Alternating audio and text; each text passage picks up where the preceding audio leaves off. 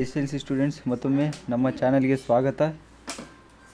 ಈ ಒಂದು ವಿಡಿಯೋದಲ್ಲಿ ಈ ಸೆಕೆಂಡ್ ಲ್ಯಾಂಗ್ವೇಜ್ ಇಂಗ್ಲೀಷ್ಗೆ ಸಂಬಂಧಪಟ್ಟಂಥ ಪ್ರತಿಯೊಂದು ಪಾಠದ ಸಮರಿನ ಕೊಡ್ತಾ ಇದ್ದೀನಿ. ಓನ್ಲಿ 5 to 6 ಲೈನ್ ಮಾತ್ರ ಇರೋದು ಸಮರಿ ಎಲ್ಲದ್ರದ್ದು. ಸೊ ಯಾರ್ಯಾರು ಜಸ್ಟ್ ಪಾಸ್ ಆಗಬೇಕು ಅಂದ್ಕೊತಾ ಇದ್ದೀರಾ, ಪ್ಲಸ್ ಕ್ವಶನ್ ಆನ್ಸರ್ ದೊಡ್ಡ ಬರೆಯೋಕ್ಕಾಗಲ್ಲ ಅದರಿಂದ ಅಂತ ಈ ಥರ ಏನು ಅಂದ್ಕೊತಾ ಇದ್ದೀರಾ, ಸೊ ಅವ್ರು ಏನು ಮಾಡ್ಬೋದು ಅಂದರೆ ಆ ಪಾಠದಿಂದ ಏನೇ ಕ್ವಶನ್ ಕೇಳಿರಲಿ ಇದೊಂದು ಆನ್ಸರ್ನ ಬರೆದುಬಿಡಿ. ಇದು ಸಮ್ಮರಿ ಇಂಪಾರ್ಟೆಂಟು. ಸೊ ದಯವಿಟ್ಟು ಈ ಥರ ಮಾಡಿ ನೋಡಿ. ಮೊದಲನೇದು ನೋಡಿ, ಇವಾಗ ಫಸ್ಟ್ನೇದು ಗ್ರ್ಯಾಂಡ್ ಮಾ ಕ್ಲೈಮ್ಸ್ ಎ ಟ್ರೀ. ಇದರಿಂದ ನೋಡಿ ಎಷ್ಟು ಬರಿಬೋದು ನೀವು. ನಾನೊಂದು 5 ಲೈನಲ್ಲೇ ಕೊಟ್ಟಿದ್ದೀನಿ ನಿಮಗೆ. ಏನು, poet calls is grand mother genius, she claims trees when she was 6. Even at the age of 62, she used to climb trees because people said it was disgraceful. One day she climbed a tree and could not come down. Doctors advised her 1 week bed rest. Staying in bed was like hell for her. She demanded a house in tree top as soon as she recovered. Next point, her son fulfilled her wish. ನೋಡ್ತಾ ಹೋಗಿ. ಅದೇ ರೀತಿ A hero ನೋಡಿ, ಒಂದು ಸ್ವಾಮಿ become A hero ಆಗಿರೋಂಥ ಒಂದು ಸಂದರ್ಭ ಇಲ್ಲಿದೆ ನೋಡಿ. ಇದೊಂದು 6 ಲೈನಲ್ಲೇ ಇದೆ. So very important. ಅಲ್ಲಿ ಏನೇ ಕ್ವಶನ್ ಕೇಳಿ ಇಷ್ಟನ್ನು ಮಾತ್ರ ಬರ್ದಾಕಿಬಿಡಿ. ಅದು ಯಾವುದೇ ಕ್ವಶನ್ ಇರಲಿ, ಏನಕ್ಕೆ ಸಂಬಂಧ ಇರಲಿ, ಇಷ್ಟು ಬರೆದ್ರೆ ಸಾಕು. ಆ ಪಾಠ ರಿಲೇಟೆಡ್ ಏನು ಕ್ವಶನ್ ಕೇಳಿದ್ರೆ ಇಷ್ಟು ಬರೀರಿ. ಅಟ್ಲೀಸ್ಟ್ ನೀವು ಖಾಲಿ ಬಿಡೋದ್ರ ಬದಲು ಇಷ್ಟು ಬರೆದ್ರೆ ನಿಮಗೆ ಅಟ್ಲೀಸ್ಟ್ 2 ಅಥವಾ 3 ಮಾರ್ಕ್ಸು ಸಿಗುತ್ತೆ. ಅಟ್ಲೀಸ್ಟ್ 1 ಕೊಟ್ಟರು ಪರವಾಗಿಲ್ಲ. ಸೊ ಖಾಲಿ ಬಿಡೋದ್ರ ಬದಲು ಇಂಥದ್ದನ್ನ ಏನಾದರೂ ಬರೆದು ಬನ್ನಿ. ಅದಕ್ಕಾಗಿ ನಾನು ಈ ವಿಡಿಯೋ ಮಾಡ್ತಿರೋದು. ಯಾರು ಜಸ್ಟ್ ಪಾಸ್ ಆಗಬೇಕು ಅಂಥವರೆಲ್ಲ ಕರೆಕ್ಟಾಗಿ ನೋಡ್ಕೊಳ್ಳಿ ಈ ವಿಡಿಯೋನ ನೋಡಿ. ಜಾಜ್ ಪೋಯಮ್ 2 ಇದೆ. ಜಾಜ್ ಪೋಯಮ್ ಇದು ಸಮರಿ ಅಂತೂ ಕನ್ಫರ್ಮ್. ಇದು ಇಲ್ಲ ಗ್ರ್ಯಾಂಡ್ ಮಾ ಜಾಜ್ ಪೋಯಮ್ ಅಂತ ಇವು 4 ಮಾರ್ಕ್ಸ್ಗೆ ಒಂದು ಸಮರಿ ಕನ್ಫರ್ಮ್ ಬರುತ್ತೆ. ದ ಸಾಂಗ್ ಆಫ್ ಇಂಡಿಯಾ ಇವೆಲ್ಲ ಕನ್ಫರ್ಮ್. ಇವೆಲ್ಲ 4 ಮಾರ್ಕ್ಸ್.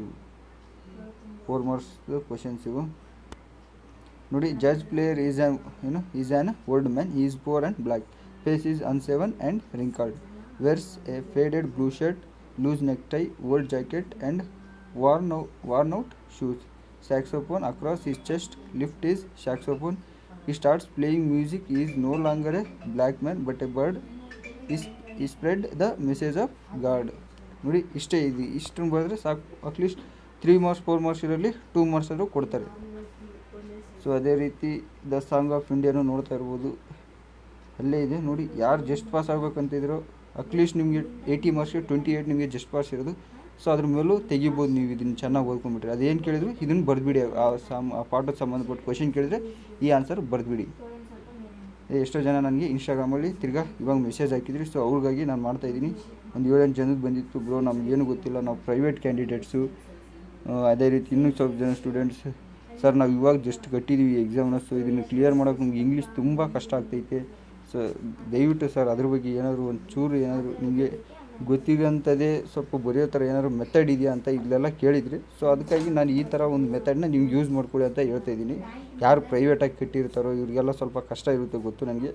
ಸೊ ಅಂಥವ್ರು ಈ ಥರನ ತಲೆ ಯೂಸ್ ಮಾಡ್ಕೊಳ್ಳಿ. ಸುಮ್ಮನೆ ಕ್ವಶನ್ ಆನ್ಸರ್ಸ್ ಓದ್ಕೊಂಡು ಅದು ಬರಲಿಲ್ಲ ಅಂದರೆ ಸುಮ್ಮನೆ ವೇಸ್ಟ್ ಆಯ್ತು ಅಂತ ಬಿಟ್ಬಿಡ್ತೀರಾ. ಅದ್ರ ಬದಲು ಆ ಪಾಠದ ಕ್ವಶನ್ ಕೇಳಿದ್ರೆ ಅಟ್ಲೀಸ್ಟ್ ಅದೇ ಕ್ವಶನ್ಗೆ ನೀವೇನು ಓದಿರ್ತಾರೋ ಆ ಪಾಠದ್ದು ಅದನ್ನೇ ಬರೀರಿ. ಅಟ್ಲೀಸ್ಟ್ 4 ಕೊಡಲ್ಲಿ ಅವರು 2 ಕೊಡ್ಬೋದು, 3 ಕೊಡಲ್ಲಿ 1 ಕೊಡ್ಬೋದು. ಈ ಥರ ನೋಡಿ. ಅಂಬೇಡ್ಕರ್ ಪಡೆದಿಂದ Ambedkar bought books by curtailing his daily needs. ಈ ಪರ್ಚೇಸ್ ಅರೌಂಡ್ 2000 ಬುಕ್ಸ್. ನೋಡಿ ಇದೆಲ್ಲ ಇಂಪಾರ್ಟೆಂಟ್. ಇವೆಲ್ಲ ಬರೆದ್ರೆ ಒಂದು ಆನ್ಸರಲ್ಲಿ ತೂಕ ಇರುತ್ತೆ. ನೋಡ್ತಾ ಹೋಗಿ ಅಂಬೇಡ್ಕರು. ಅದಾದಮೇಲೆ ಈ ಒಂದು ದ ಕನ್ಸರ್ಟ್ ಪಾಠದಿಂದ ನೋಡಿ. ಇವ್ರ ಬಗ್ಗೆ ಜಾಸ್ತಿ ತಲೆ ಕೆಡಿಸ್ಕೊಬೇಡಿ. ಮೇಲೆ ಜಾಸ್ತಿ hero, there is girl by the tracks ಇಂಥವೇ ಸ್ವಲ್ಪ ಚೆನ್ನಾಗಿ ಓದ್ಕೊಳ್ಳಿ ನೋಡಿ. Next I am the land. ಇದು ಆಲ್ಸೋ ಒಂದು ಸ್ವಲ್ಪ ತುಂಬ ಇಂಪಾರ್ಟೆಂಟ್. 4 ಮಾರ್ಕ್ಸ್ಗೂ ಬಂದರೂ ಬರುತ್ತೆ ಹೇಳೋಕ್ಕಾಗ. ಸೊ ಇದನ್ನು ಓದಿ ರೆಡಿ ಇರಿ. ಸುಮ್ಮನೆ ಇಷ್ಟನ್ನೇ ಓದ್ಕೊಳ್ಳಿ, ಇನ್ನು ಎಕ್ಸ್ಟ್ರಾ ಓದ್ಕೋಬೇಡಿ. ಕ್ವಶನ್ ಆನ್ಸರ್ಸ್ ಅಂತೂ ಟಚ್ ಮಾಡಬೇಡಿ. ಸೊ ಅದಕ್ಕಾಗಿ ನಾನು ಹೇಳ್ತಾಯಿದ್ದೀನಿ, ಏನೇ ಆ ಪಾಠದಿಂದ ಏನೇ ಕ್ವಶನ್ಸ್ ಕೊಟ್ಟರು ಪರವಾಗಿಲ್ಲ, ಇದನ್ನು ಆನ್ಸರ್ ಬರೆದ್ಬಿಡಿ ಅಷ್ಟೇ ಸಾಕು. ನಾನು ಹೇಳಿದ್ದೀನಿ 4 ಕೊಡಲ್ಲಿ 2 ಪಕ್ಕ ಕೊಟ್ಟೇ ಕೊಡ್ತಾರೆ. ಅದರ ನೆಕ್ಸ್ಟು ಒಂದು ನಾರಾಯಣಪುರ ಇನ್ಸಿಡೆನ್ಸ್.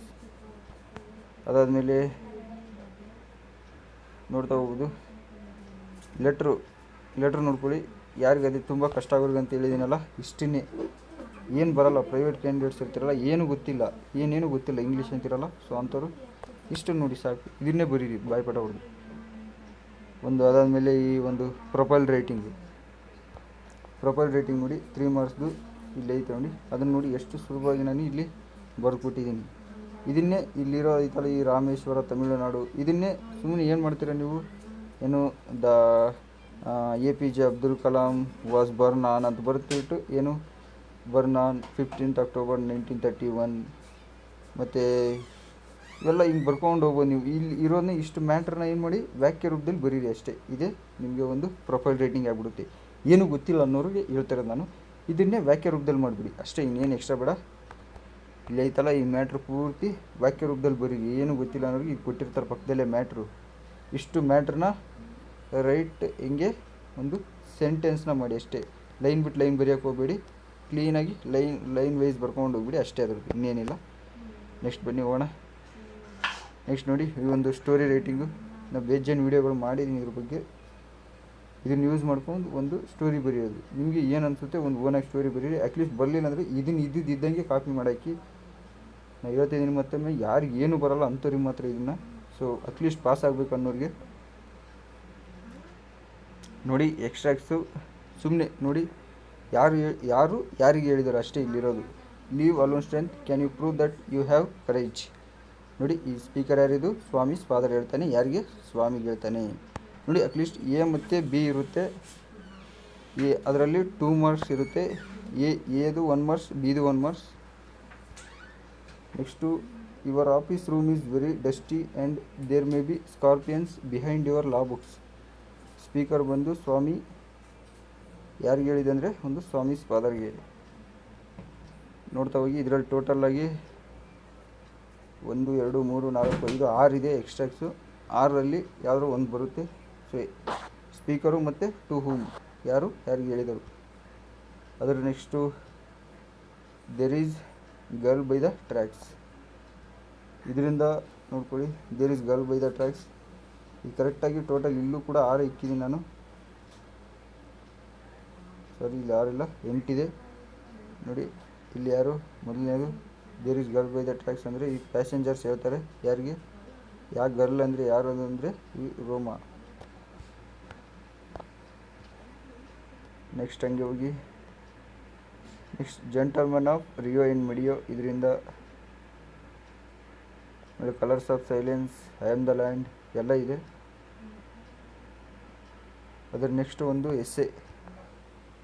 ಈ ಒಂದು ಕೋವಿಡ್-19 ಆಲ್ರೆಡಿ ಹೇಳಿದ್ದೀನಿ ನಾನು ಎಲ್ಲ ವಿಡಿಯೋದಲ್ಲಿ. ಕೋವಿಡ್-19 ಕನ್ಫರ್ಮ್ ಬರುತ್ತೆ, ಇದನ್ನು ಚೆನ್ನಾಗಿ ಓದ್ಕೊಳ್ಳಿ. ಅದಾದಮೇಲೆ ಒಂದು ಸ್ಪೋರ್ಟ್ಸು ಇಲ್ಲ ಯೋಗ ಇದ್ರ ಬಗ್ಗೆ ಒಂದಿರುತ್ತೆ. ಆಮೇಲೆ ಪೊಲ್ಯೂಷನ್ ಬಗ್ಗೆ ಒಂದು ಹೇಳಿದ್ದೀನಿ, environmental pollution, air pollution and ಇನ್ನೊಂದು ವಾಟರ್ ಪೊಲ್ಯೂಷನ್, ಇದರಿಂದ ಒಂದಿರುತ್ತೆ. ನೆಕ್ಸ್ಟು ಹೋಗಿ ಎಲ್ಲೂ ಸ್ಕಿಪ್ ಮಾಡಬೇಡಿ. ನೆಕ್ಸ್ಟು ಒಂದು ಇಂಟರ್ನೆಟ್ ಎಲೆಕ್ಟ್ರಾನಿಕ್ಸ್ ಬಗ್ಗೆ ಹೇಳಿದ್ದೀನಿ. ಮೊಬೈಲ್ಸ್, ಇಂಟರ್ನೆಟ್, ಆನ್ಲೈನ್ ಕ್ಲಾಸಸ್ಸು ಇದ್ರ ಮೇಲೇ ಬರುತ್ತೆ. ನೆಕ್ಸ್ಟು ಲಾಸ್ಟ್ನೇದಾಗಿ ಒಂದು 4 ಮಾರ್ಕ್ಸ್ ಏನು ಬರುತ್ತೆ, ನಿಮಗೊಂದು ಪೊಯಮ್ ಬರೆಯೋದು ಬರುತ್ತೆ. ಒಂದು ದ ಬ್ಲೈಂಡ್ ಬಾಯಿಂದ ಅಥವಾ ಕ್ವಾಲಿಟಿ ಆಫ್ ಮರ್ಸಿಯಿಂದ. ಇದು quality of mercy.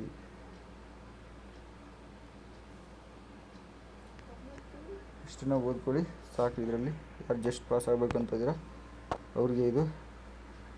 So thank you for watching.